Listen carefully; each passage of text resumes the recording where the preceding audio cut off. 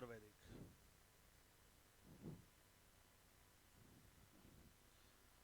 ऋग्वैदिक जो कि आपका 1500 से 1000 बीसी के बीच है।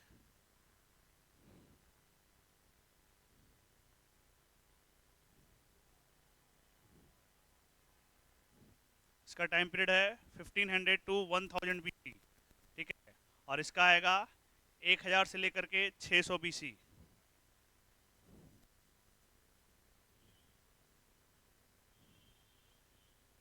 ठीक है।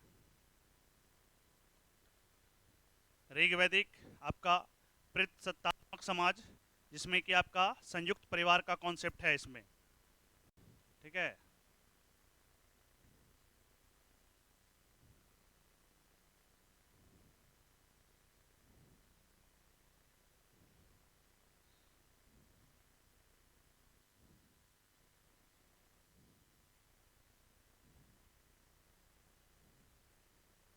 संयुक्त परिवार का कॉन्सेप्ट है।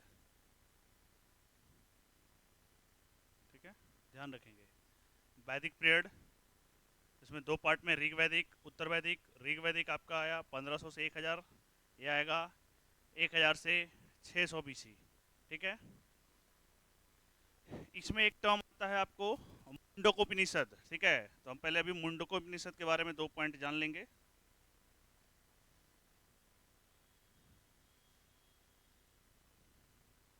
बड़ा है मुंडकोपनिषद।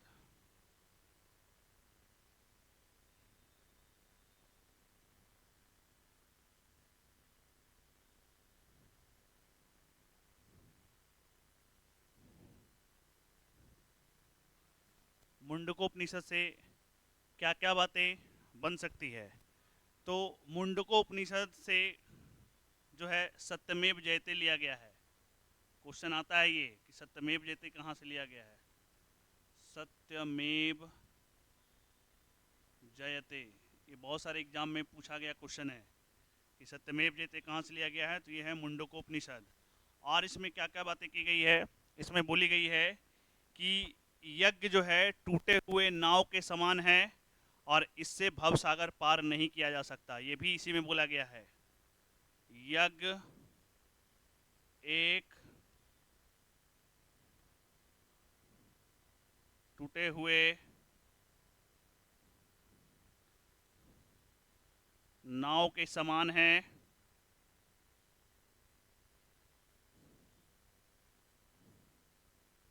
इससे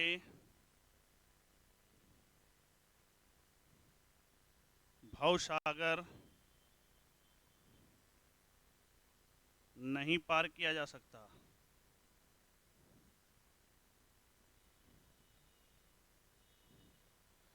ठीक है। पहला सत्यमेव जयते, दूसरा यज्ञ टूटे हुए नाव के समान है, इससे भवसागर पार नहीं किया जा सकता। इसका संबंध अथर्ववेद से है। लिखेंगे इसका संबंध अथर्ववेद से है। तो पूछ सकता है कि किस उपनिषद का संबंध, किस का संबंध अथर्ववेद से है? तो ऑप्शन में अगर मुंडकोपनिषद होगा तो आंसर टिक करेंगे। लिखेंगे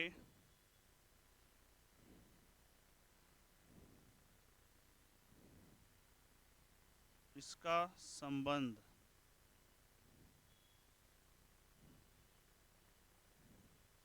अथर्ववेद से है।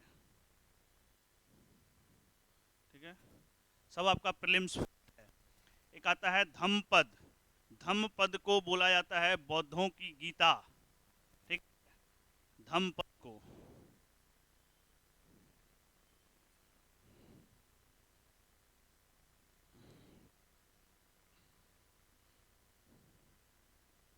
धम्मपद को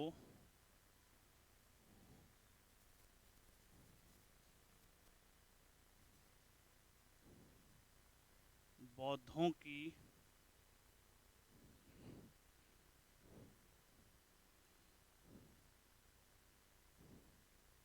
गीता कहा जाता है।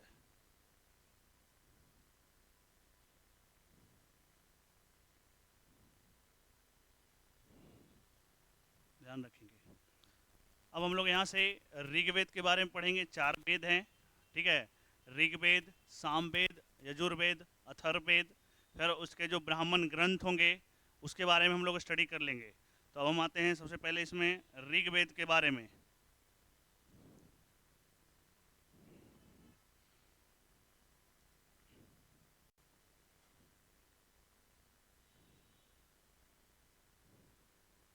ऋग्वेद, ठीक है।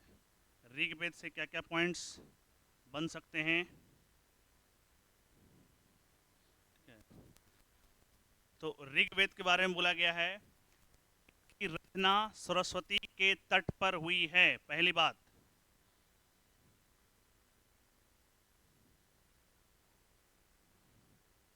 इसकी रचना सरस्वती के तट पर हुई है, पहली बात याद रखेंगे। दूसरा, इसमें कुल 10 मंडल हैं, ठीक है। टोटल मंडलों की संख्या इसमें 10 है।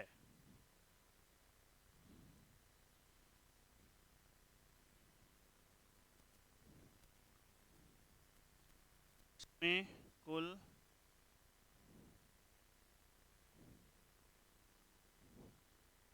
10 मंडल हैं, ठीक है। और इसमें जो मंडल 2 से लेकर 7 है उसको गोत्र मंडल कहा गया है। इस 10 मंडल से 2 लेकर के 7 है,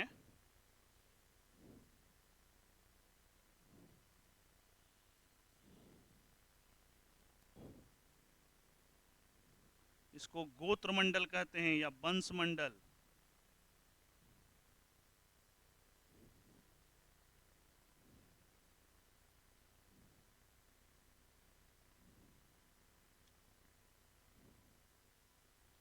ठीक है। इसकी रचना सरस्वती के तट पर हुई है। इसमें कुल 10 मंडल हैं। 2 से 7 वाले जो मंडल हैं, 2 से लेकर के 7 तक को, इसको गोत्र मंडल या वंश मंडल कहा जाता है, ठीक है। और यहाँ जो पहला और जो 10वां मंडल है ये नवीनतम मंडल है।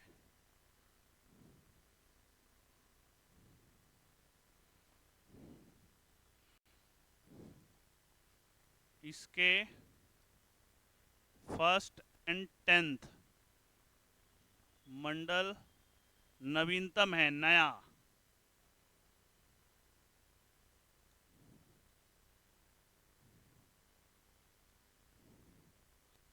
पहला से लेकर के 10, क्योंकि ये जो हैं लेटर वैदिक पीरियड के हैं, अर्थात उत्तर वैदिक काल। इसको लिख लेंगे, ये उत्तर वैदिक काल के हैं।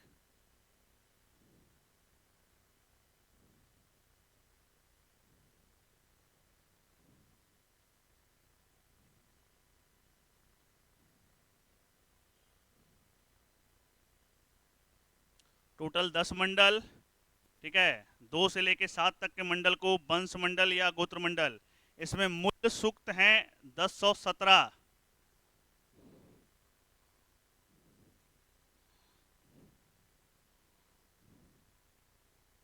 मूल सूक्त की संख्या है 1017 और जो वालखिल्य हैं वो 11।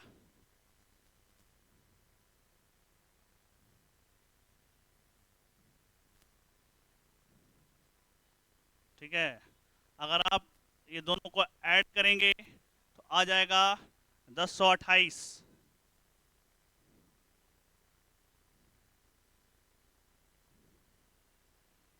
ठीक है। तो इसमें मूल सूक्त हैं आपके 1017। इसमें अगर आप मंत्र या श्लोक की संख्या देखेंगे तो ये लगभग आता है 10,600 मंत्र या श्लोक। कहीं कहीं पे 10,552 भी है, ठीक है।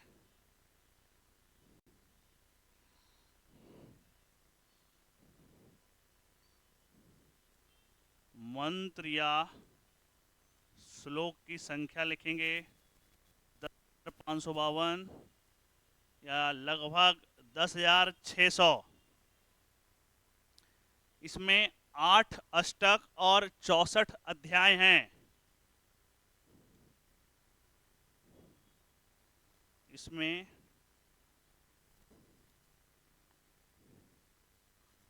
64 अध्याय हैं। ठीक है, इसकी 5 शाखाएं हैं। ठीक, 5 ब्रांचेज। ठीक है, आप सुने होंगे शाकल, बास्कयन। ठीक है, इसके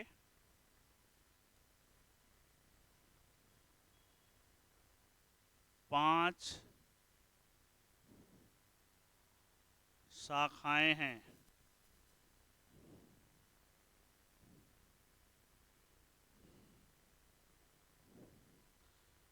शाखाओं का नाम है साकल, बास्कन, अश्वायन। साकल, वास्कल,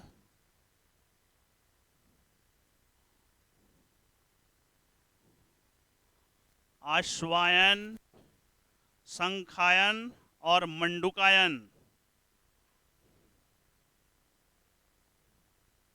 संखायन एंड एक है मंडुकायन।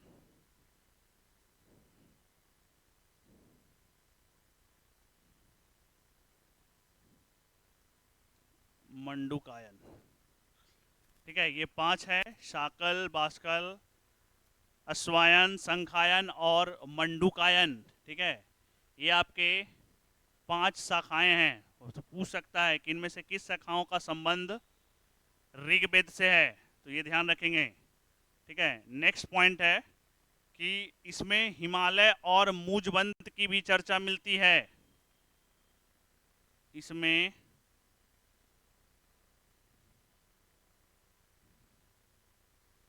हिमालय प्लस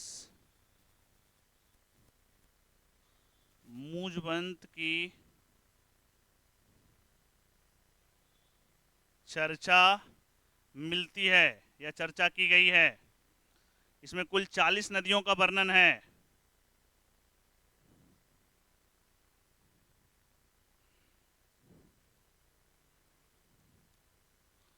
इसमें कुल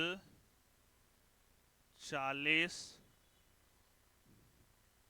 नदियों का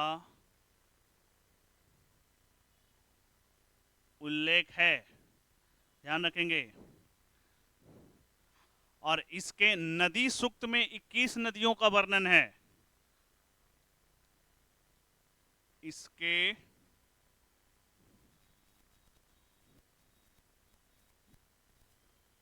नदी सूक्त में 21 नदियों का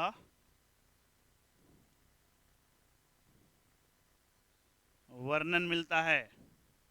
ठीक है, इसकी 5 शाखाएं हैं। इसमें हिमालय और मुजबंद की चर्चा मिलती है। इसमें कुल 40 नदियों का उल्लेख है और इसके नदी सूक्त में 21 नदियों का वर्णन है, जिसमें पहली नदी गंगा और अंतिम नदी गोमती है। जिसमें पूछ सकता है कि इसके नदी सूक्त में पहली नदी कौन है, जिसमें पहली नदी गंगा को माना गया है। गंगा एंड अंतिम नदी गोमल बोलते हैं। गोमल किसका है नाम, तो गोमती का।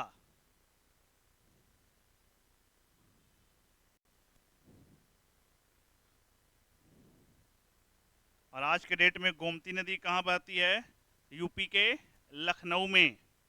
ठीक है, तो लिखेंगे पहली नदी गंगा तथा अंतिम नदी गोमती है। इसमें ब्यास का उल्लेख नहीं है। जो ब्यास रिवर है उसका उल्लेख नहीं है इसमें।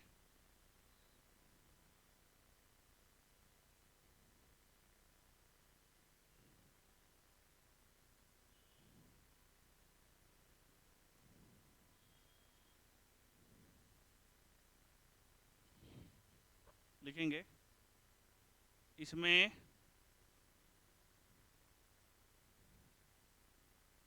व्यास नदी का उल्लेख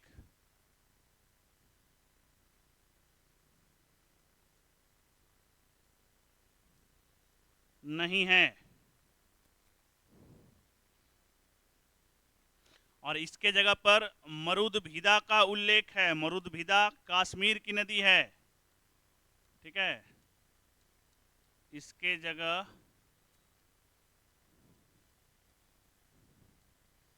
मरुदभिदा नदी का उल्लेख है, और ये मरुदभिदा कश्मीर की रिवर है।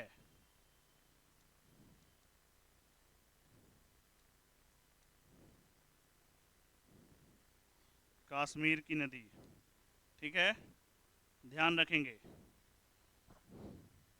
और इसमें सबसे ज्यादा बार सिंधु का उल्लेख किया गया है।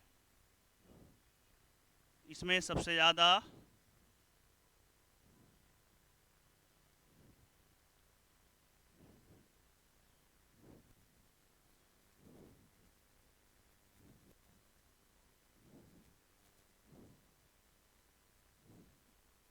सिंधु का उल्लेख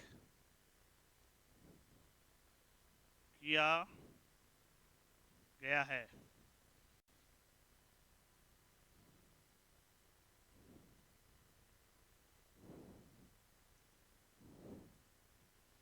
और सिंधु को हिरण्यवती नदी भी बोलते हैं, ध्यान रख लेंगे। इनका दूसरा नाम है हिरण्यवती नदी। इसी सिंधु का दूसरा नाम है हिरण्यवती नदी। हिरण्यवती इसका ये दूसरा नाम है, ठीक है।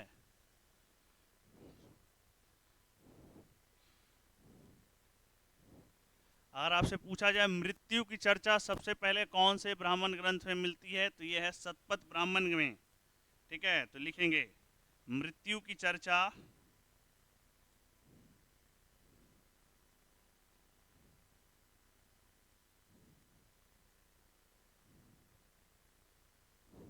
मृत्यु की चर्चा सर्वप्रथम शतपथ ब्राह्मण में मिलती है।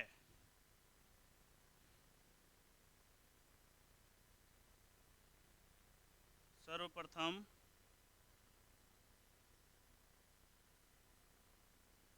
शतपथ ब्राह्मण में मिलती है।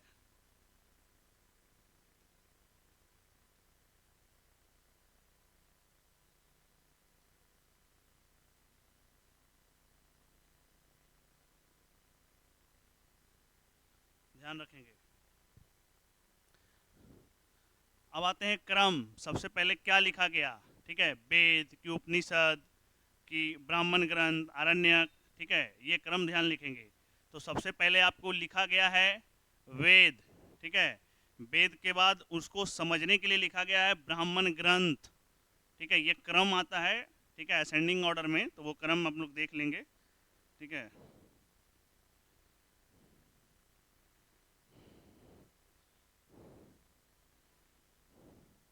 लिखेंगे सबसे पहले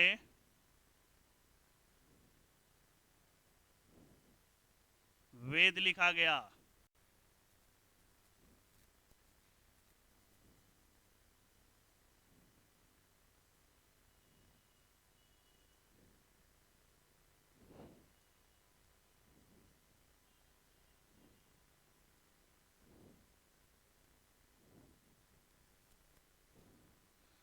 इसे समझने के लिए ब्राह्मण ग्रंथ लिखे गए, फिर आरण्यक,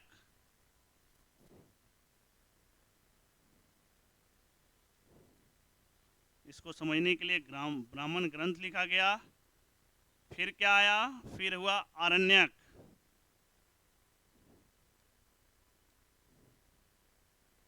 फिर आरण्यक लिखा गया, तब जाकर के उपनिषद लिखा गया, तब उपनिषद लिखा गया। घटना चक्र में ही आपको क्वेश्चन मिलेगा अरेंज करने के लिए, ठीक है। इसको हम लिख देते हैं। सबसे पहले वेद, ब्राह्मण ग्रंथ, फिर आरण्यक, लास्ट में उपनिषद। ठीक है, इस तरह से अरेंज कर लेंगे।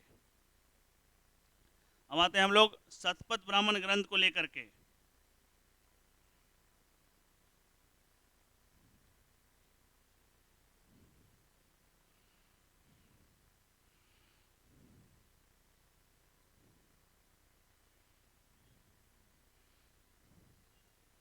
अच्छा, अभी और इसमें कुछ कुछ पॉइंट्स हैं ऋग वैदिक में, वो सब देख लेते हैं, तब हम लोग आएंगे ब्राह्मण ग्रंथ पे। ठीक है, लिखेंगे ऋग्वेद के दो ब्राह्मण ग्रंथ हैं, एक ऐत्रेय ब्राह्मण और दूसरा कौशिकी के।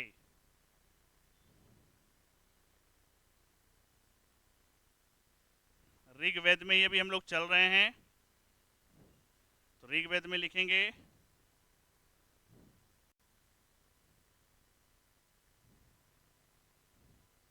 ऋग्वेद के दो हैं।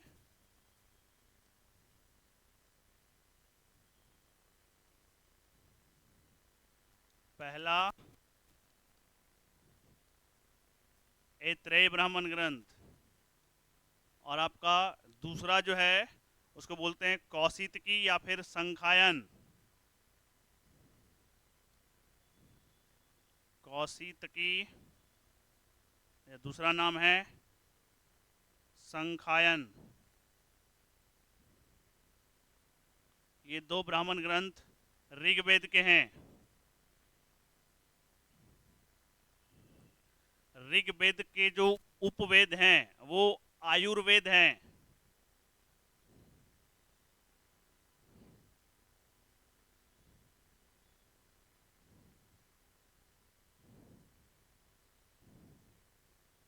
ऋग्वेद के उपवेद क्या है?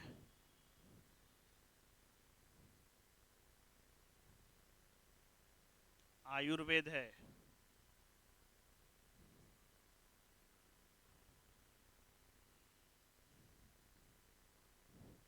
और जिसके रचयिता हैं ब्रह्मा। ठीक है, लिखेंगे आयुर्वेद हैं जिसके रचयिता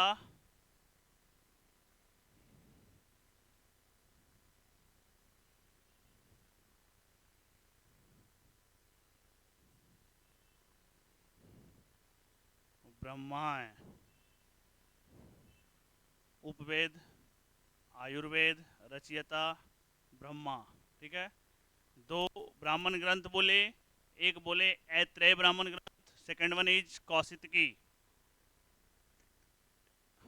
ऋग्वेद के उपवेद हो गए आपके आयुर्वेद। ऋग्वेद में ही गविष्ठ का तात्पर्य गायों के लिए किया गया है। ठीक है,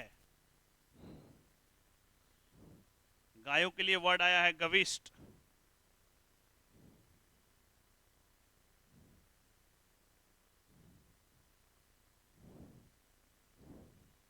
गविष्ठ शब्द का प्रयोग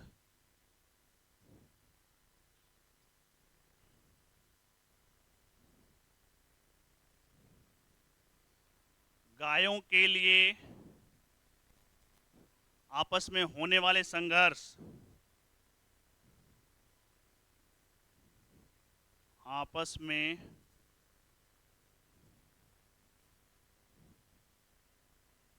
होने वाले संघर्ष को बतलाता है। वहाँ गायों के लिए लड़ाई होती थी, जिसके पास जितना ज़्यादा गाय होता था वो उतना समृद्धशाली और शक्तिशाली माना जाता था, और गायों के लिए वहाँ युद्ध चलती थी।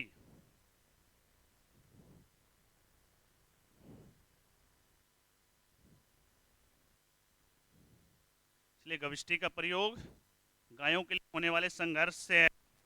ठीक है, गाय को न मारने वाला पशु मतलब अधन्या बोलते थे। पूछा जाए वेद का अर्थ क्या होता है, तो वेद का अर्थ होता है ज्ञान।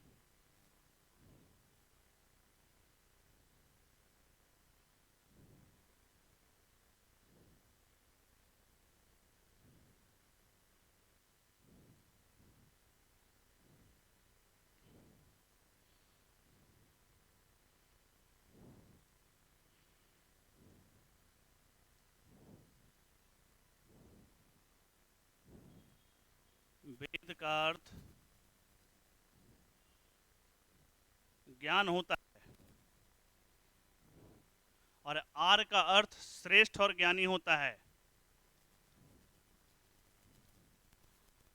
आर्य का अर्थ क्या हुआ?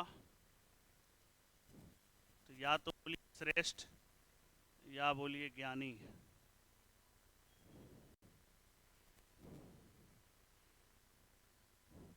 आर्य जो है एक भाषाई सूचक शब्द है।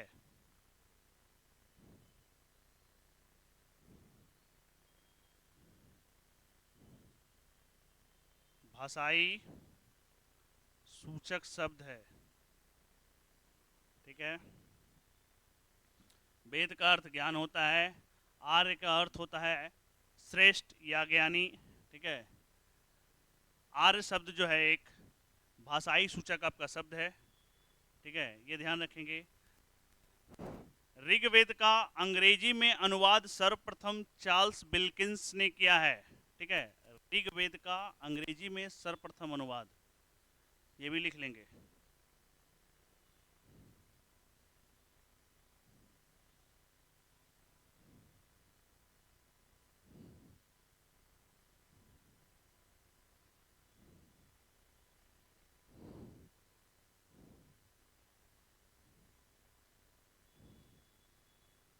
ऋग्वेद का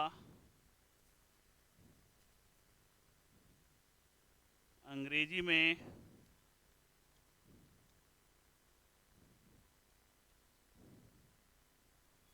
सर्वप्रथम अनुवाद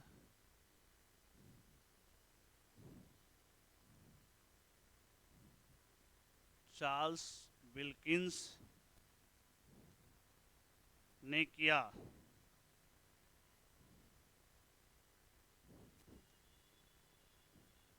इंग्लिश में ट्रांसलेशन, ऋग्वेद का सर्वप्रथम अंग्रेजी में अनुवाद चार्ल्स विल्किंस ने किया था और ऋग्वेद की शुरुआत अग्नि की उपासना से होती है, ठीक है।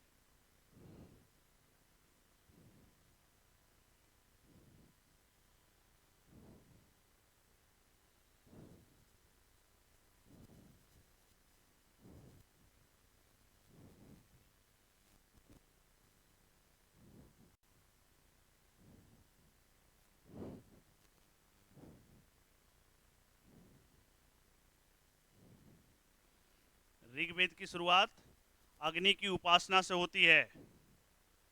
अब थोड़ा हम लोग देख लेते हैं इसके ऐत्रेय ब्राह्मण ग्रंथ के बारे में।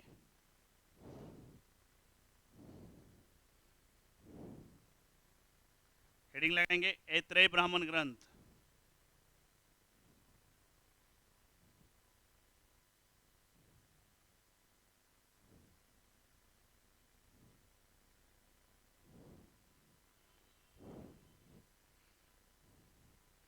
ऐत्रेय ब्राह्मण ग्रंथ से क्या क्या है, क्या क्या मिल रहा है? तो ऐत्रेय ब्राह्मण ग्रंथ से हमें राज्याभिषेक के बारे में जानकारी मिल रही है, राज्य और राजा के उत्पत्ति की भी जानकारी मिल रही है। यहाँ से लिखेंगे राज्याभिषेक की जानकारी कहाँ से मिल रही है? तो ऐत्रेय ब्राह्मण ग्रंथ से।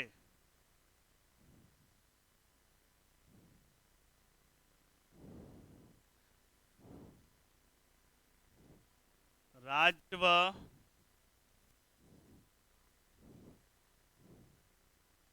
राजा की उत्पत्ति, इसकी भी जानकारी मिल।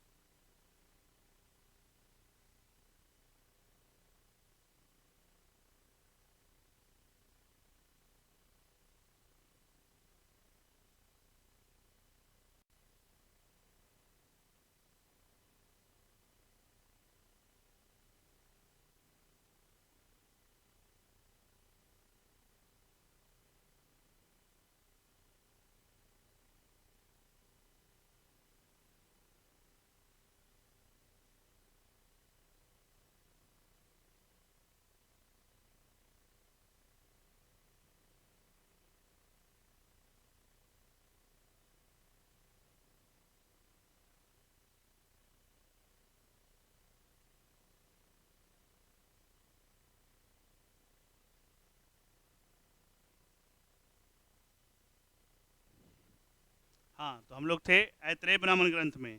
हम बोले यहाँ से राज्याभिषेक के बारे में जानकारी मिल रही है, राज्य और राजा की उत्पत्ति के बारे में जानकारी, राज्याभिषेक के बारे में जानकारी,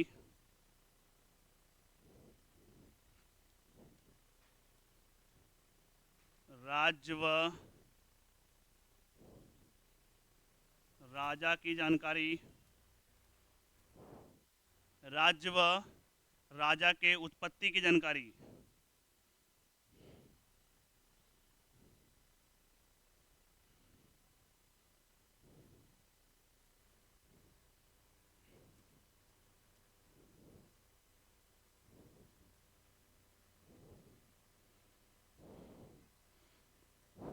नेक्स्ट आपको राजसूय यज्ञ, सोमयज्ञ और इंद्रमाभिषेक की जानकारी मिल रही है।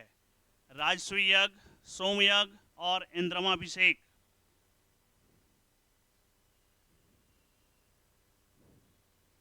राजसूय यज्ञ, सोमयज्ञ और इंद्रमाभिषेक।